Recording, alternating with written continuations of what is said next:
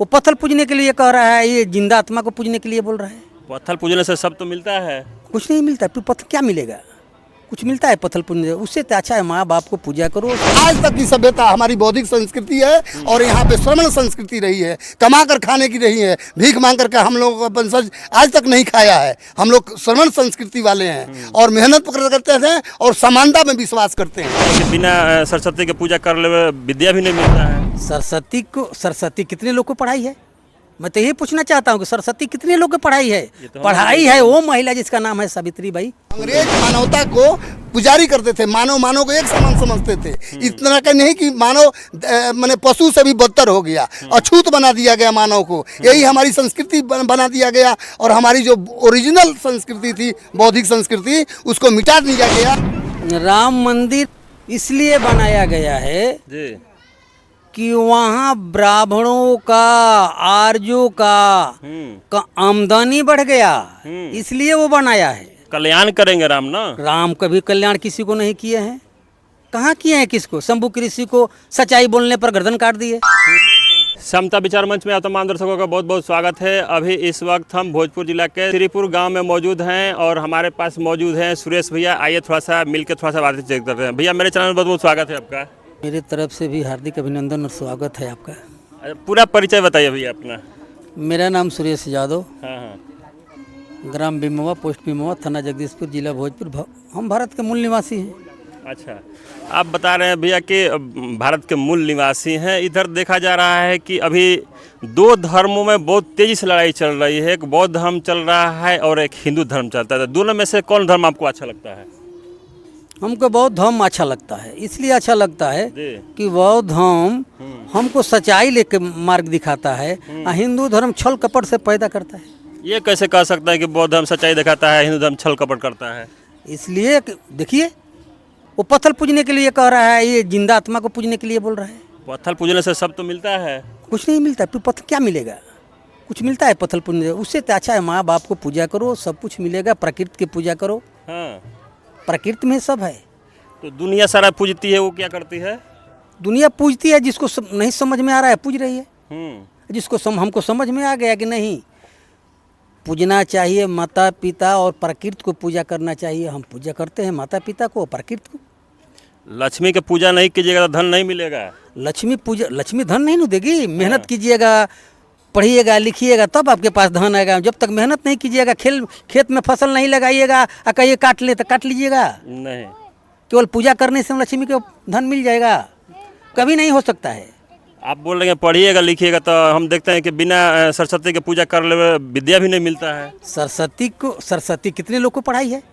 मैं तो यही पूछना चाहता हूँ कि सरस्वती कितने लोग को पढ़ाई है? तो पढ़ाई है वो महिला जिसका नाम है सावित्री बाई फुले। जी।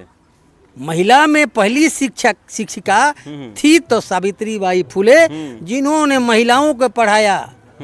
महात्मा ज्योतिराव फुले पुरुषों को पढ़ाया। जो पढ़ाया वही पूजा करने लायक है ना।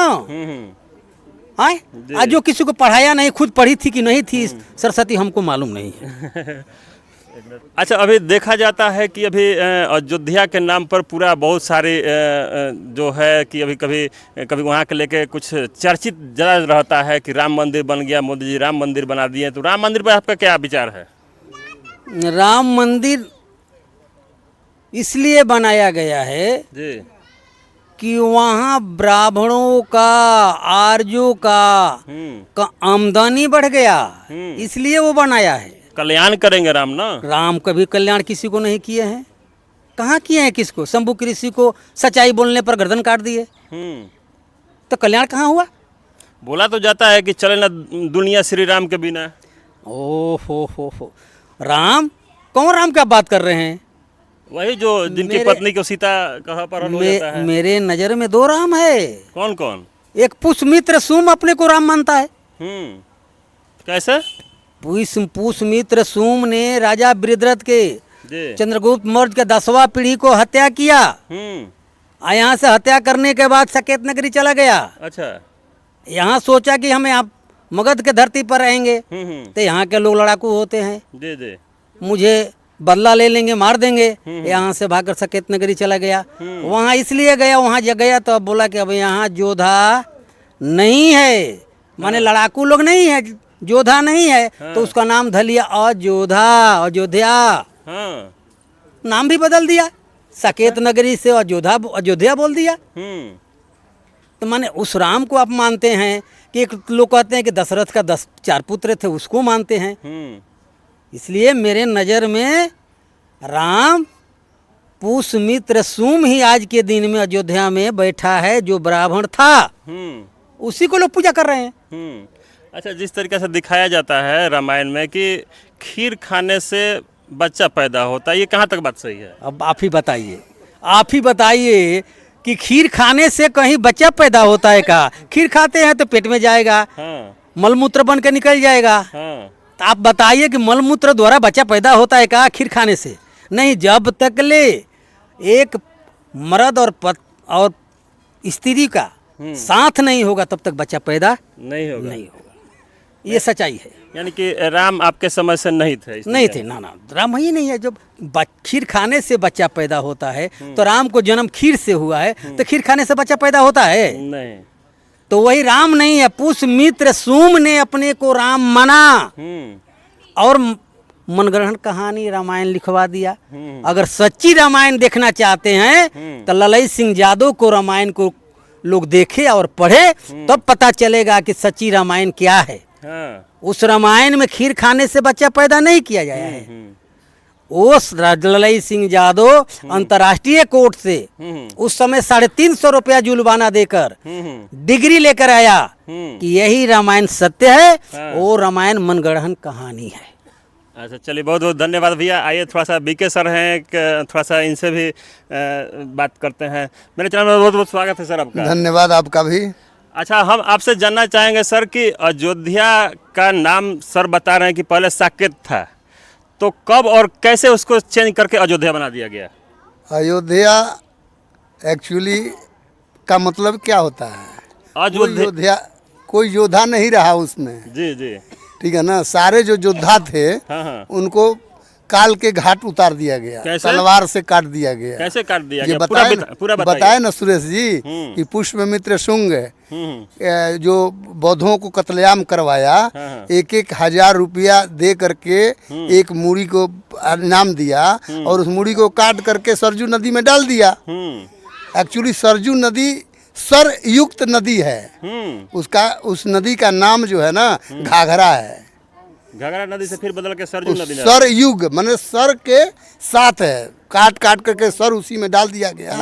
और एक सीमा है उसका, सरजू नदी यहाँ से लेकर के यहाँ तक है, बाकी उधर भी घाघरा है, इधर भी घाघरा है।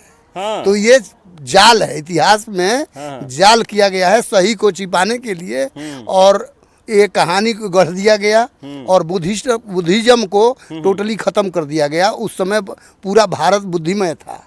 और बाद में भी जब हर्षवर्धन और पाल वंश काल में मतलब 10वीं शताब्दी तक बौद्ध राज था, दक्षिण भारत में चोल राज और पांड्या राज, और ये सारे बौद्धिस्ट थे, जिसका प्रमाण अब हमें इतिहासों में मिलता है, शिलालेखों में मिलता है। और अभी सम्राट अशोक के भी अभी देखिए 1979 में चंद्रमौला मंदिर जब आंधी तूफान में टूट गया तो उसके नीचे से 4 शिलालेख मिला सम्राट अशोक का।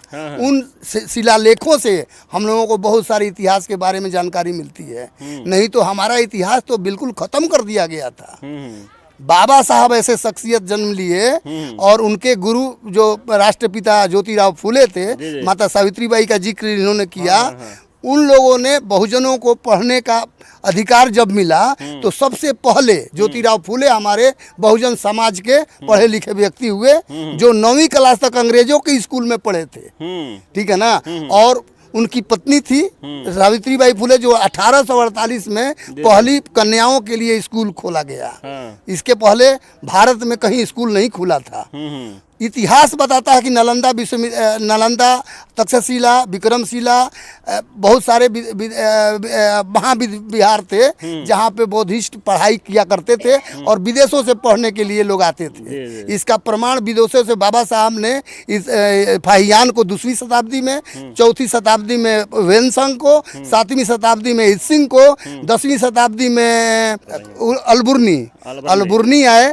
इसके बाद बहुत सारे इतिहासकार और जो यहाँ पढ़े, इत्सिंग तो 14 साल यहाँ पे रहे हैं, वेनसंग भी 15 साल ये नालंदा के विश्वविद्यालय में रहे हैं और उन्होंने भारत की यात्रा करके और सारी चीज़ों को लिखा। और उसका प्रमाण जब कनिंघम साहब आए, अंग्रेज के वो ये थे, आर्किटेक्चर थे, उसने खुदवाई किया, तब बोधि विहार जो मिला गया में, वो तो पहाड़ के नीचे था, अंदर था, कोई जानता नहीं था कि यहाँ मंदिर भी है, लेकिन उन्होंने खुदाई कराया, तब वो मंदिर निकल के आया और उन्हीं के इतिहास पर, वेनसंग के इतिहास पर, इत्सिंग के इतिहास पर और फाहियान के इतिहास के अनुसार उसने लिखा है कि इलाहाबाद से इतना दूर से इतना दूर तक क्या है क्या नहीं है, इतिहास पूरा बताया है। आरा के जो ऐतिहासिक जगह है आरा, ये भी आराम है, ये बुद्ध विहार है, आराम बुद्ध विहार। यहाँ पे जो आपका कौरा और ये आता है, वहाँ पे इतिहास मिला है, ऐतिहासिक शिलालेख मिला है, जहाँ से बताता है कि यहाँ से 10 किलोमीटर दूर पर, उसमें किलोमीटर नहीं होता था, उसमें ली होता था। ली एक यूनिट थी जो लंबाई नापती है, आज किलोमीटर है, माइल्स है, उसके पहले ली होता था। जब कहने का मेरा मतलब ये है, शॉर्ट में हम आपको बता देते हैं अब, कि इतिहास से हेरा फेरी किया गया है और हमारे बुद्धिज्म इतिहास को ढकने की भरसक कोशिश की गई है, ठीक है ना। हम लोगों को पढ़ने का अधिकार नहीं था। अभी जब राजा राम मोहन राय के जमाने में कहा जाता है कि बहुजनों को पढ़ने का अधिकार मिला, अंग्रेजों ने दिलवाया, वो भी राजा राम मोहन क्या था, अकबर का दरबारी था, ठीक है ना। ये अधिकार हम लोगों को अंग्रेजों के द्वारा दिया गया है, ईस्ट इंडिया कंपनी थी उसमें, उसने कहा कि ये तो अत्याचार हो रहा है, मानव को पढ़ने का बेसिक अधिकार है, जानने का अधिकार देती है, तो वो अंग्रेजों ने दिया। अंग्रेज मानवता को पुजारी करते थे, मानव को एक समान समझते थे, इतना का नहीं कि मानव माने पशु से भी बदतर हो गया, अछूत बना दिया गया मानव को। यही हमारी संस्कृति बना दिया गया और हमारी जो ओरिजिनल संस्कृति थी, बौद्धिक संस्कृति, उसको मिटा दिया गया इसी षड्यंत्र के तहत।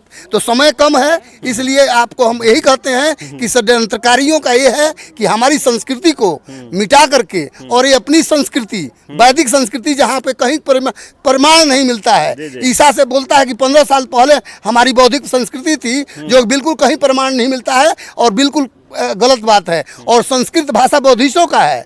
संस्कृत भाषा इजाद पाली से, प्रकृति से स्थानांतरण होकर हुआ है। ये कहता है कि संस्कृत करोड़ों वर्ष पुरानी है और यही वैदिक संस्कृति है, लेकिन ये बात गलत है। आज के डेट में संस्कृत बौद्धों का संस्कारित किया हुआ संस्कृत भाषा है। संस्कृत हमारी भाषा है, लेकिन उन्होंने भाषा को चुरा लिया, ब्रह्म को चुरा लिया, हमारा विष्णु को चुरा लिया, शंकर को चुरा लिया, सारे जातक कथाओं में और हमारे बौद्धिस्ट त्रिपिटक में इसका वर्णन विदेशों में है। हमारे सारे शब्दों को चुरा लिया गया, ठीक है ना, हमारा बदल गया, हमको पढ़ने का अधिकार छीन लिया गया। अब हमारे बहुजन लोग पढ़ रहे हैं और हमारे वैज्ञानिक, और खुदाई हो रही है, अंग्रेजों का साथ मिला, जगह जगह खुदाई हुई।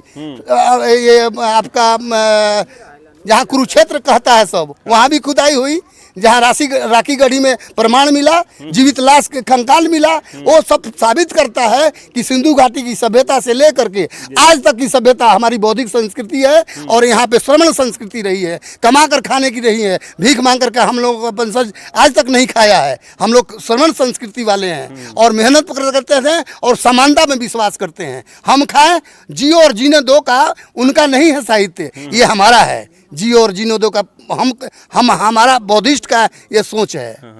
चलिए, बहुत बहुत धन्यवाद सर। जैसा कि आप लोग सुने कि इतिहास को कैसे धीरे धीरे समाप्त कर दिया गया है और जितने भी देवी देवता के कहानी सुने भैया से, वो सारी झूठ है। इनका कहना है कि अगर पूजा करना है तो अपने जीवित माता पिता की पूजा कीजिए, गुरु को पूजा कीजिए और जिंदे लोग को आपस में संबंध बना के रखिए, भेदभाव नहीं रखिए। बाकी आप लोगों को वीडियो कैसा लगा, वीडियो पर प्रतिक्रिया जरूर दीजिएगा। वीडियो अच्छा लगा तो ज़्यादा ज़्यादा शेयर कीजिएगा, लाइक कीजिएगा, चैनल को सब्सक्राइब कीजिएगा और बेल आइकन दबाना नहीं भूलिएगा। बहुत बहुत धन्यवाद।